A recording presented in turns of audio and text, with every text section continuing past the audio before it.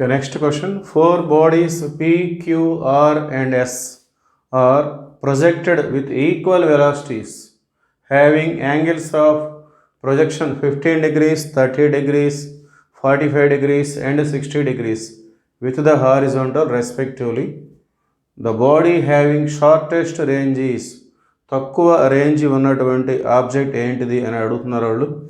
So P అనే ఆబ్జెక్ట్ని 15 degrees angle తోటి project చేశారు.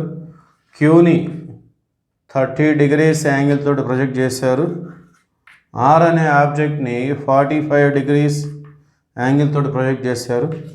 ఎస్ అనే ఆబ్జెక్ట్ని 60 డిగ్రీస్ యాంగిల్ తోటి ప్రొజెక్ట్ చేశారు. ఓకే, సో హారిజాంటల్ రేంజ్ అనేది దేనికి తక్కువగా ఉంటుంది అని తెలుసుకోవాలంటే ముందుగా హారిజాంటల్ రేంజ్ దానికి సంబంధించిన ఫార్ములా మనం చూడాలి.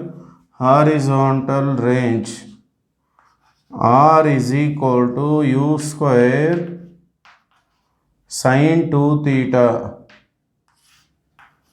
By g. సో ఈ ఫార్ములా అబ్జర్వ్ చేస్తే ఆర్ అనేది న్యూమరేటరు, ఈ థీటా అనేది కూడా న్యూమరేటర్. ఓకే, సో రెండు న్యూమరేటర్లో ఉంటే దాన్ని ఏమంటాం మనం డైరెక్ట్ ప్రొపోర్షనల్ అంటాం. So range is direct proportional to theta. So range అనేది యాంగిల్ ఆఫ్ ప్రొజెక్షన్కి డైరెక్ట్ ప్రొపోర్షనల్లో ఉంది. సో యాంగిల్ పెరిగితే హారిజాంటల్ రేంజ్ కూడా పెరుగుతుంది, యాంగిల్ తక్కువగా ఉంటే హారిజాంటల్ రేంజ్ కూడా తక్కువగా ఉంటుంది. సో మనకి షార్టెస్ట్ రేంజ్ దేనికి ఉంటుందని చెప్తున్నారు కాబట్టి okay, the least angle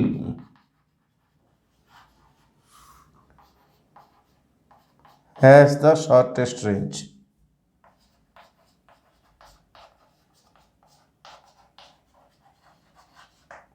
so angle of projection దేనికైతే తక్కువగా ఉంటుందో దానికి రేంజ్ అనేది తక్కువగా ఉంటుంది.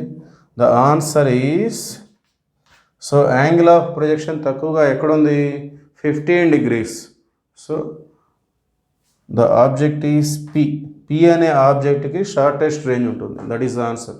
Therefore option 1 is the right answer.